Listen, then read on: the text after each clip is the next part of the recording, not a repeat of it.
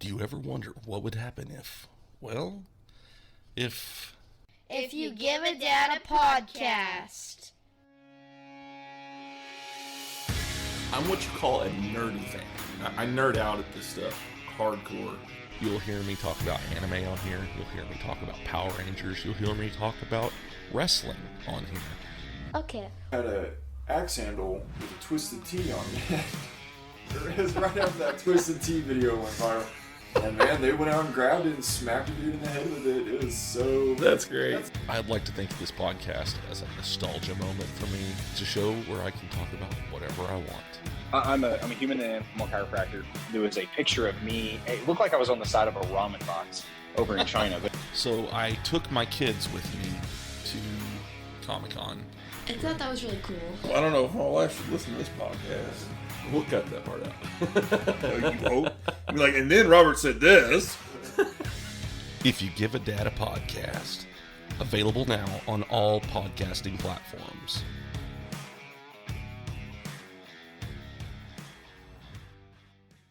Hey everyone, this is Brian Ferguson, the host of Bumps and Thumps, the talk of wrestling.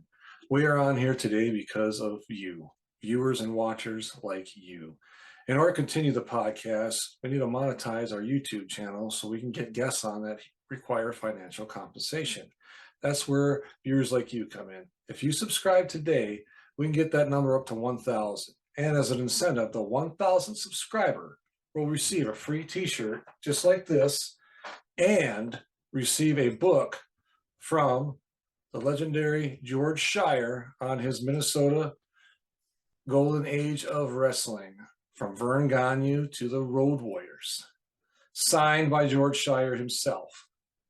So please get on there, tell your friends to subscribe today. And when you hit that 1,000 mark, you're going to get a t-shirt like this. I'm going to reach out to you. You're going to be coming on the show as a guest and receive that book, the Minnesota's Golden Age of Wrestling, from Vern Gagne to the Road Warriors, signed by George Shire. So get on there today, subscribe, and please enjoy the podcast.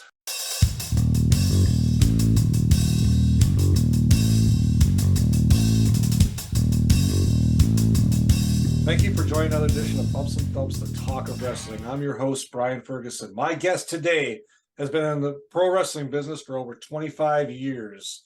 He was discovered by Jimmy Snuka, the Superfly, and trained by Gino Caruso, Nikita Koloff, and the Kodiak Bear.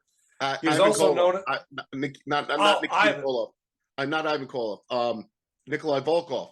Nikolai Volkoff, excuse me. My apologies. And is known as the Reinforcer. Ladies and gentlemen, it is my pleasure to introduce Mr. Andrew Anderson. Thank you for coming on today, Andrew. Appreciate it. What's up, Brian? How are you, man? Look, I'm good. My first appearance on Bumps and Thumps. It is, and I appreciate you coming on. It's good to see you.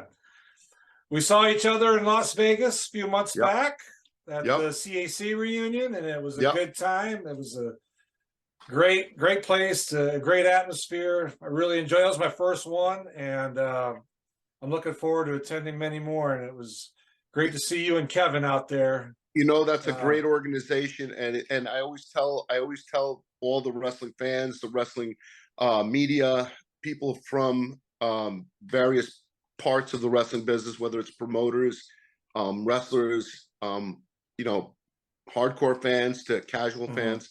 Once you go to one of those, you'll always be back to another one. Yeah. You know, you get to meet some of your icons, some of your idols. You get to meet some huge stars, some stars of the past. And, it brings everybody together. It's a really nice community to be involved with. Yes. And it doesn't cost you an arm and a leg to attend and get pictures with your people you want to be pictured with, and, superstars like yourself. It doesn't cost 60, 80, $100 for an autograph and a picture, and a lot of those guys, when I was there, they were given all that money that they were getting, if they charged like $20 or 25, whatever it was, they were giving it back to the CAC. A lot of them were, and that's great. When they say that, of course, it was a good time though. I really enjoyed it. I got to know you a little bit, and that was great. So I'm glad you're on here today. Thank you. Well, Brian, And- speaking of the CAC, today I want to extend a very, very happy birthday to my good friend, CAC President Brian Blair. Yes, I love you, today Brian. is his birthday. Yeah. Yep. Great He's done a lot guy. for my career. Yeah, he is a great man. Had him on here about 6-7 months ago, right before the CAC reunion, and just an absolute fabulous, nice guy. Great Yeah, class great act. person. Yeah, great class act, and happy birthday, Brian. Yes. So, all right, my friend, let's get into it. Let's talk about you, Andrew Anderson. Let's talk about a little bit, if we could, growing up. Where you grew up, how you grew up, your schooling, and that kind of thing, if we could, please. Well, I grew up in right in the suburbs of Manhattan, Cliffside Park, New Jersey, right across the Hudson River. And if you know where Cliffside Park is, you know it's right between the Lincoln Tunnel and the George Washington Bridge, overlooking the Palisades. So I got a great view of the city of New York, of the Manhattan skyline, the Hudson River. I grew up, I was in the 70s, I was a monster kid. I loved monsters and wrestling, comic books and superheroes, and the occasional slip in the occasional Penthouse because it showed a little more than Playboy, so, stuff like that. I always say, everybody asked me about what I was into. I was always a monster kid at heart. So you got your wrestling memorabilia behind. Did you ever wonder what could have been with the AWA had things gone differently? Had their fortunes gone differently? Had certain wrestlers not left and perhaps more money would have been at the disposal of the Gagnes? Well, wonder no further. You can go to Brad Drake's YouTube channel and experience the 1987 Supermod for yourself, as Brad Drake starts off in May 1987 along with Greg Gagne, Baron von Raschke, Vern Gagne himself, Nick Bockwinkel, Larry Zbyszko, Kurt Hennig, and a slew of others as he plays and saves the AWA. I have a lot of monster memorabilia. Oh, wow, look at that. Folks, if you can see that, he's got a great collection of cabinet, but it doesn't end there. It goes through the whole house. I got tons of stuff, everything, comic books. So it's been a long time collecting, horror and monster, superhero memorabilia. It's another cabinet full of stuff there, but yeah, it's been a lot of fun. And the wrestling business, I grew up. I went to Catholic school my whole life. Went to Paramus Catholic High School, and I wrestled at Paramus Catholic up until I hurt my knee in sophomore year. Then I became more of a rock and roller, metalhead. I was always a metalhead, a rock and roller, so I was always involved in the music business. I was a singer in a band, So I was a front man in a metal band for a while. Then I just got out of that, and I got, went to college, and I still dabbled in the music and everything. But I was bouncing. I went to St. Peter's University, and then I was bouncing on the weekends, and I got my degree. And then I wound up going to get my master's degree in business administration. And I got a BA in marketing and management. And then I was bouncing on the weekends while working for a brokerage firm called Hibbert Brown on the 35th floor of the Payne Weber building in Manhattan. The weekends I was bouncing to meet chicks. So, because that was a great way to meet girls. So, and instead of meeting girls, I met the metal maniac, Jeff Miller, and Jimmy Superfly Snuka. And the both of them, Jeff goes, "Brother, I want to talk to you, pal." His voice, Then Jimmy goes, "Brother, we want to talk to you." And next thing I know, Jeff is going on tour by himself, and Jimmy's bringing me. I'm driving Jimmy to shows when Jeff can't go, and I'm driving with Jimmy, and Jimmy's telling me, telling me about the business. And then next thing I know, I'm in a ring, and then I'm, bumping around and stuff, craziness. Can you still see me? Yeah. Okay, because I got a call coming in. I don't know why, but I'm just hitting a remind button. So I got rid of that. Yeah. You there? Yeah, that's better. So yeah. Everybody calls. They don't call me all day. Then they call me all at once when I'm doing a podcast. So Jimmy got me in a ring, and I trained, and he introduced me to Jimmy Snuka, and he introduced me to the Kodiak Bear. And then, the very first bump I ever took was from the Metal Maniac. Kodiak Bear got on all fours behind me, and Metal Maniac with a cigarette in one hand and an ice pop in the other hand.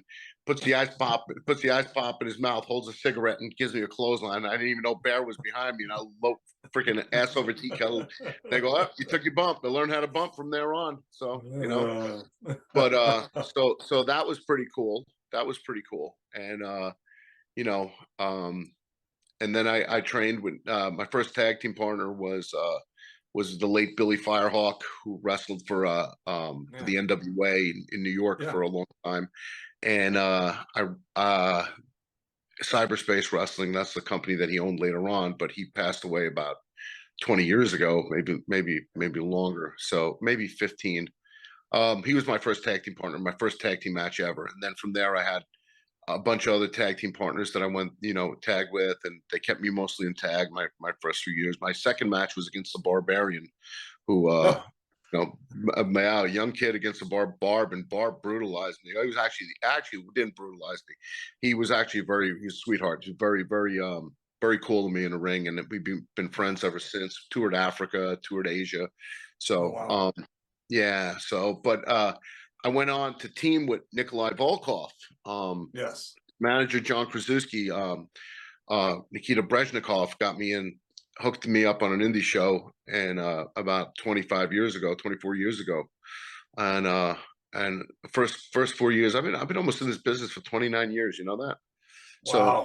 So 24 years ago, I teamed up with Nikoli, and wound up, basically doing the Bolsheviks. I was the Siberian Tiger in my rookie years, and they said they may, join up with Nikoli and do that. And then I went ahead and I did a couple of indie shows for Jersey All Pro Wrestling, and I met Mike Nova, Hollywood Supernova from CW, and he turns around. Mike Bucci said, he pulled me aside and said, listen, he said he called me Drew. He goes, listen, Drew, the Cold War's dead. You look like an Anderson. Just become an Anderson, do the Anderson gimmick. It just makes sense. And then Crowbar said, there's the Enforcer. So why don't you call yourself the Reinforcer? So Chris Ford Crowbar branded me the Reinforcer, because that other guy in WCW wasn't using it anymore at that point, and so I wanted myself the Reinforcer. And cool. And it was pretty cool. It was it's been, and then just recently I've been branded by Kevin Sullivan. He said, let's bring back hold on 1 second, sorry. I'm just getting another call. He brought me in as the Purple Haze and Championship Wrestling from Florida. He wanted to tweak my image a little bit, brought me into a bunch of companies as the new Purple Haze, still Andrew Anderson, but the Purple Haze. Maniac Mark Lewin was always Maniac Mark Lewin, but they called him the Purple Haze. When the dots on the crosses on his head, and kept the satanic gimmick, whatever you want to call it, the Dungeon of Doom. So I basically became the newest member of the Dungeon of Doom, renovating the Purple Haze gimmick, running around the robe and, huff and puffing in the ring like a lunatic, and making noises, rolling the eyes in the back of the head. So, but it's a lot of fun. It's a lot of fun. The Purple Haze, and Mark Lewin was one of my idols too. And then Kevin, growing up, Kevin was one of my idols. So Kevin became a good friend of mine, and for over almost 26 years, 24 years, I've been friends with Kevin, and I didn't see him for a period until almost like 2011, and then somewhere on tours together. We're going to Africa, we're going to Asia, Singapore, we're going to Malaysia, doing all the tours together, and it was pretty cool, So things wound up, coming full circle, and I'm working with Kevin a lot, and I was on the road a lot with Greg Valentine and Brutus Beefcake, and Tito Santana for a while there, but really I was on the road a lot with Greg. We would play the father and son team, He'd call everybody, goes, this is my son, Andrew Anderson. A little bit of me dribbled down somebody's leg, So everybody said, well, why aren't you Andrew Valentine? I said, because I'm not really his son, but we'd work the gimmick, Yeah, right. That's great. But it was pretty funny, and then but it was pretty cool running with them for a while, for about a good decade, Yeah. So, but that's amazing. You know, it's funny. I've met you and Kevin a few times. You were at WrestleCon last April. Yep. With him, and that's the first time I really met you. I talked to you just for a few minutes because it was pretty crowded in there. You know, you had Dallas, in Dallas. Yeah, in Dallas, it was pretty scrunched in there at times. And then, you know, I really got to talk to you and Kevin at the CAC back in September.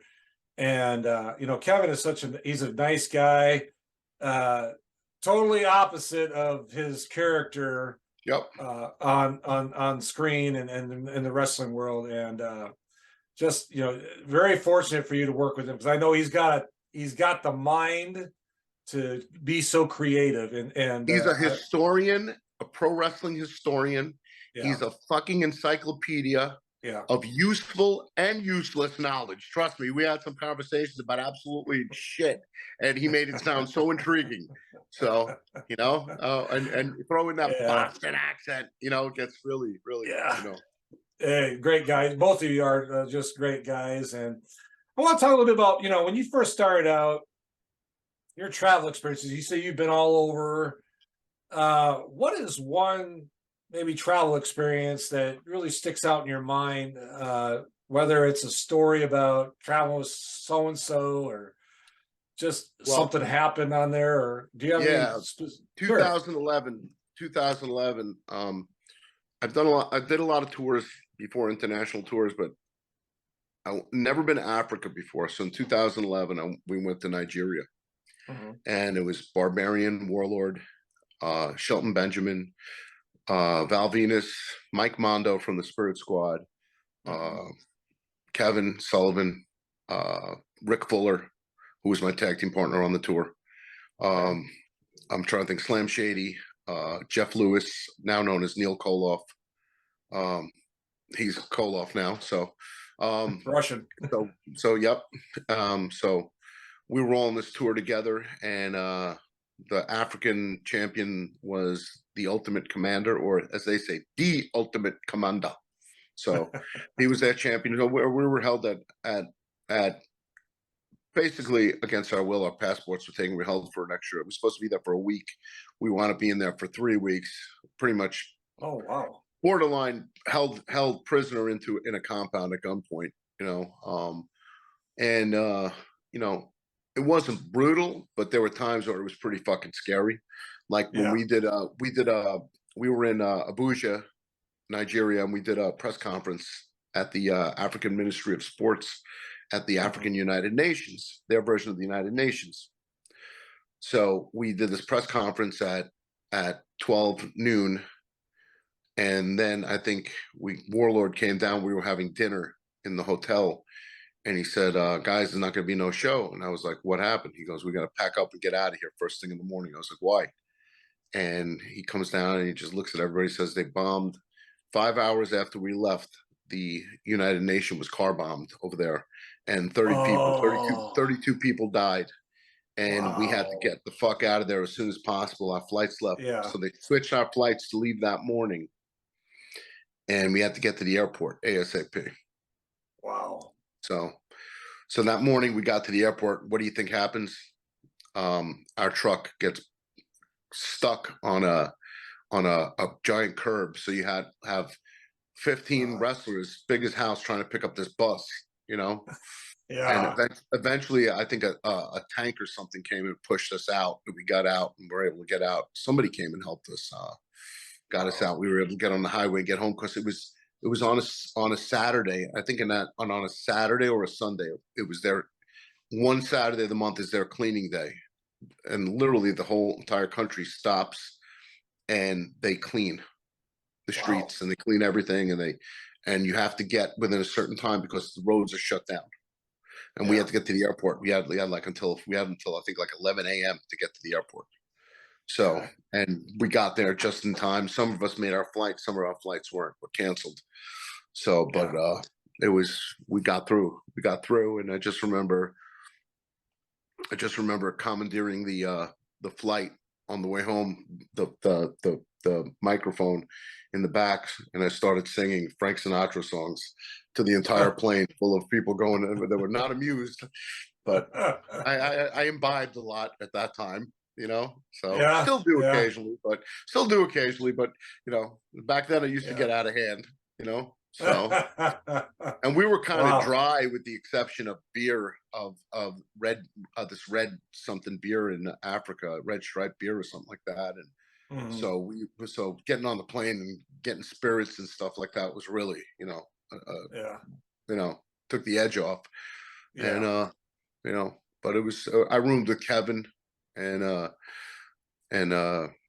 that whole, the 3 weeks, and we bonded really tight, became really good friends. I mean, we were always friends, but now we became like family. And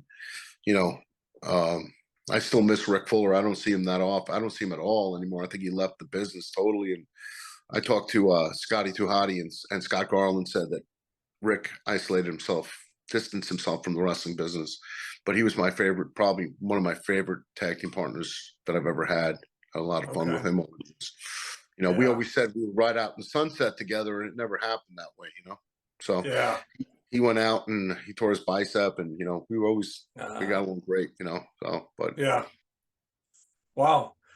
Well, that's kind of leading into my next question. You kind of answered a little bit of it, but working with somebody, you mentioned Fuller there. Who was another person either against you had chemistry with that just flowed like, you guys have been together forever, or somebody that just in general you worked with?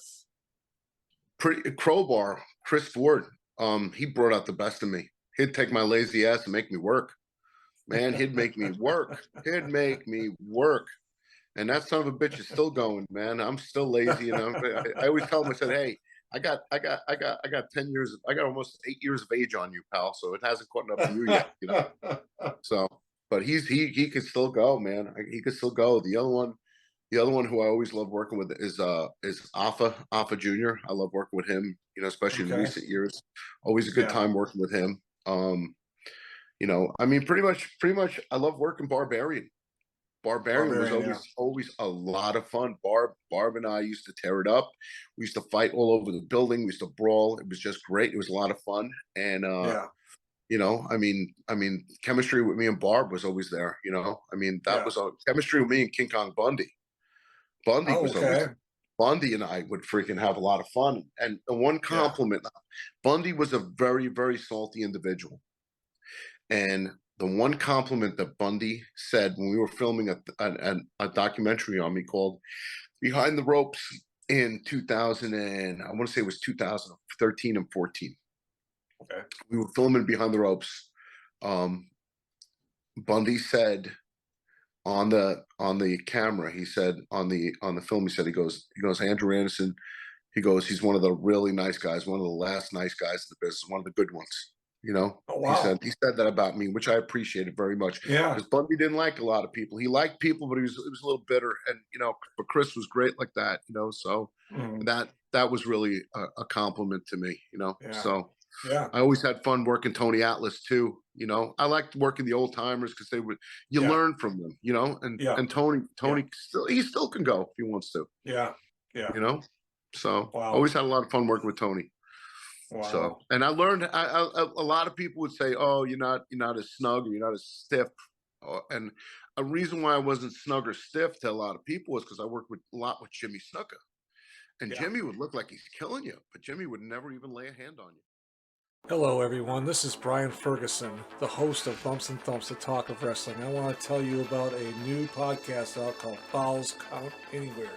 It is a classic pro wrestling podcast that brings you the legends of wrestling with true wrestling fans Chris DiCarlo and Charlie Turner. They bring on guests that are legends in this business, as well as wrestlers of today, promoters, referees, you name it. They have them on there, folks, and I encourage you to listen to them. If you're on YouTube, watch them. They drop every Saturday. They have their podcast. They drop it in the afternoon. So look forward to that podcast coming out. Falls Count Anywhere podcast with Chris DiCarlo and Charlie Turner. Folks, you will not be disappointed. I guarantee it. and enjoy the podcast. Jimmy would never lay a hand on you. He was very easygoing and very easy in the ring, and he was freaking great. He was great. Yeah. So. Wow. So you've worked in a lot of promotions. I did a little research. What is probably one of your favorite? I know East Coast pro wrestling. I always a lot go of back home championships. there.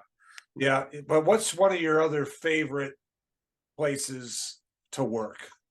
One of the favorite places that I worked was SWE Fury in recent years. That was a great promotion in Texas while it lasted. That was a lot of fun. Mm-hmm. I had fun working for them. It went under, and that was a lot of fun working for them. I loved working for Jersey Championship Wrestling years ago. I loved working for the Savoldis. I love working for Mario Savoldi, and it was always good working for the Savoldis, especially when they were running their NWA on Fire, stuff. That was really cool. Working with them, and always working for any of the NWA promotions that were out there. It was always a good time. So I can't pick out one promotion that's world class, coming back for the world class when Jerry Bostic brought back world class, that had that old school feeling to it again, which was a lot of fun working with them. Probably the best company, best run ship that I've ever worked for was Brian Knobs' Legends of Wrestling. And when we ran the show at the he ran the show at Citi Field, he drew over 10,000 people. And I just remember Bill Goldberg standing in the locker room with Bret Hart, Demolition, everybody, Chavo Jr., Scott Steiner, Rob Van Dam, everybody, the Nasties, Greg Valentine, everybody was there. Greg managed me on the show, on the opening match. Yeah. I just remember Bill Goldberg looking over and saying to everybody in the locker room, "Now listen up, people." And Ric Flair was there too. And he turns around and says, "Did anybody ever believe that Knobs would be running this good of a show or anything at all?" And it was one of the funniest fucking things I've ever freaking heard, So, but it was, but Knobs, hats off to Knobs. He's run shows since then, Detroit, Legends of Wrestling Detroit, and all this stuff. And I hope he starts running again, because he really great company to work for. And, had a lot of fun working with him. So he was sick for quite a while. I remember he was in the hospital. Knobs was I know he underwent some problems with diabetes and other stuff like that. Yeah. He lost a lot of weight. He looks great. He's got himself healthy. Good. And I'm proud of him. Good. And he quit drinking and he looks great. Yeah. So he looks great. God bless him. So yeah, no, definitely. I know he had a knee replacement that didn't take well, got infected. Yeah.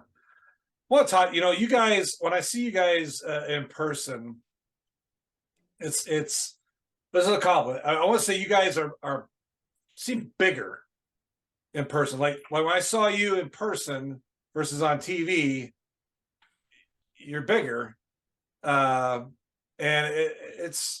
I don't know if it's the camera. Have you ever heard that before, where people say, "Well, you look bigger in person"? I heard people come up to me and say, "Hey, you're shorter than I thought you were," or somebody said, one time somebody said, he goes, "You got some gray hair over there." I was like, "Whoa!" There's some little kid. The funniest story ever was some little kid comes up to me and little kid looks at my pictures and goes, "You don't look like that anymore." I go, "Kid, I got fucking old. I got fucking old. What the fuck you expect?"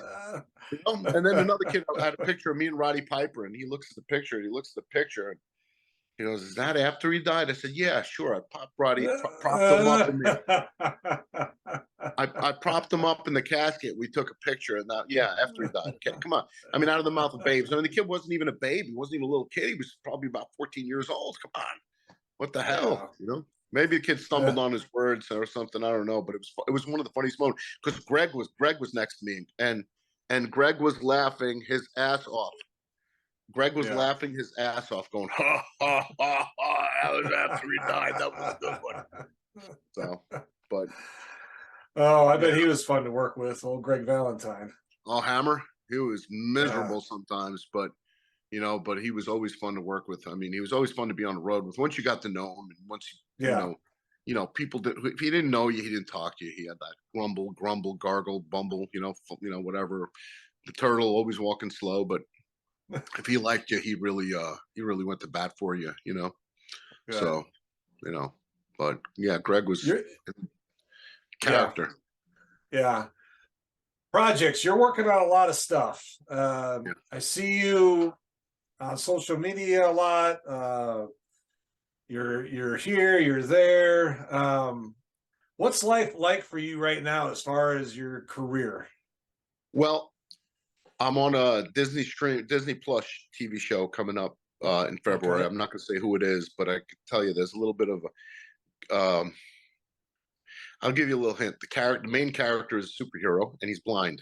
So that's all I'm saying. Okay. So that's it. Okay, we'll take it. So, and I'm one of the periphery villains. Peripheral. That's what I'm looking for. So, I'm basically what I always want to play in a thug or a werewolf, a zombie, a freaking whatever, a wrestler. Well, you like monsters, so yeah. Yeah, I know, I love it, but yeah. So I'm doing that in February. I go to shoot that in Vancouver. Oh, okay, wow, that's awesome. So I just launched my own brand of coffee thanks to Shad Bates and Janice Coffee Roasters coffee I did that the first week of December. So my coffee, the Reinforcer, came out. I should have a package here to show it off, but I don't. That's downstairs. And that came out, and that's a bourbon infused higher end coffee. Okay. You have to have a grinder. If you order it, you got to grind it yourself. That way the beans stay fresher, and coffee's fresher when you get it. Yeah. So we have that. I have bags of that. Wow. You can always hit me up on Messenger on Facebook or email me at andrewandersonwrestling@gmail.com and order your coffee, or go to Janice Coffee Roasters and hit their website, and you'll be able to see the Reinforcer coffee. I'm working on a bourbon right now. I'm working on my own bourbon. Yep. I'm working on my own bourbon. Also going to be called the Reinforcer. And I'm working on a Purple Haze vodka. Oh, wow. Okay. Yep. Wow. So, that's pretty cool. Yep. So I'm doing that. Of course, I'm still, slowed down. He's not back on tour till February. And I might be going back on tour with Ace Frehley again from Kiss. I'm his bodyguard, his personal bodyguard for over a year. I've been his bodyguard for over a year. Wow. So I don't know yet what I'm doing, if I'm doing it or not, because I have a lot of dates in February. So I don't know if I'll be able to do it, or, we'll see what happens. But he's been working heavily on a new album, solo project. And he had an awesome song just came out called Walking on the Moon. It's just tremendous. And, he's awesome. And he's been working with a couple of different producers. One of them, is a friend of mine, Steve Brown from Trickster. So just had Ted Poley from Danger Danger's birthday party last weekend in Pennsylvania. The lead singer from Danger Danger. Good time, a blast. Seen a lot of old friends and old friends in the music business, metalheads and hair metal days. When I used to have a lot more hair. So I understand. It was a good time, But there's gonna be a lot of changes going on in my life. Some good, some bad. But well, just you gotta work through the adversity. You know what I'm saying? I'm trying to keep things going. A lot of bookings. I'm gonna be this weekend. I'm working for SICW on the 14th in January 14th for Herb Simmons' SICW, Southern Illinois Championship Wrestling. Kevin Sullivan, myself, we're going up against Flash Flanagan. So we're doing that. Come back from there. I'm doing oh God, I got so many freaking dates. I don't even know what the hell I'm doing. I don't even know what all the dates are. I should have wrote it all down. No, that's all right. We'll I know you're busy. I didn't realize how busy you were until you just said, because I see dates on you and with Kevin and you guys are a lot of places. Well, March 18th and 19th we'll be at the rock and roll Comic-Con in Nashville, Tennessee, and then at the fairgrounds. And then I know we're doing March 4th and 5th, the record and comic show, record and toy show in I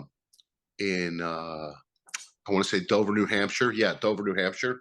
I'm there with Matt Starr, the Ace Frehley's drummer. Matt Starr, we're there together. So the wrestler bodyguard with Matt Starr, the drummer. So we're gonna it's pretty cool. I love Matt. Matt's a great drummer. He's did a lot of played with a lot of bands, Mr. Big and other stuff like that. You know, he's just really good guy, great drummer, good friend. And then Kevin Sullivan and I are also doing July 29th. We're doing Warwick, Rhode Island at the New England Fan Fest. I know on the 4th, I'm in working for East Coast Pro Wrestling February 4th in Eastchester, New York, and I fly from that show, drive almost 5 hours to Maryland to do the Baltimore Celeb Fest. I'm doing that one. That's on the 5th for Scott Wilder Promotions. The 29th of January, I'm working for Alpha's Battleground Championship Wrestling, you know, so a Battlefield. I think it's Battlefield. I don't know. I'm sorry, Alpha. I fucked that up if I did. If I didn't, Battleground, Battlefield. One of them is run in Philly. The other one's run by Alpha, and Alpha runs a tight ship. His company is great. He's got a great signature training academy up there. He's got his school up there, and he's got a hell of a crew of students and stuff like that. And you know, he runs a tight show, great show. I worked with Gene Snitsky the last show. I'm going to be working one of his students. It's also on Facebook and Twitter and Instagram, on social media. And then also I have what's the other one too? I'm doing something else too. Freak, I can't think of what the hell it is. I got a couple other shows coming up. I'm also working, I think in March I go back to Florida to work for CCW, Coastal Championship Wrestling. That's a great company to work for, big company to work for. Awesome sellout crowds, great houses. Another class act. That's another company I worked for. Did a double shot in December, and it was a great time. The other one I have that I'm also working for is February 11th. I'm a championship wrestling from Florida. I'm the Florida heavyweight champion. It's a heritage title going back to the days of Dusty Rhodes and the Funks and the Briscoes and Brian Blair and Kevin Sullivan and, you know, and Blackjack Mulligan and Sam Houston and Jake Roberts. And, you know, it's to have that belt and that lineage is pretty amazing.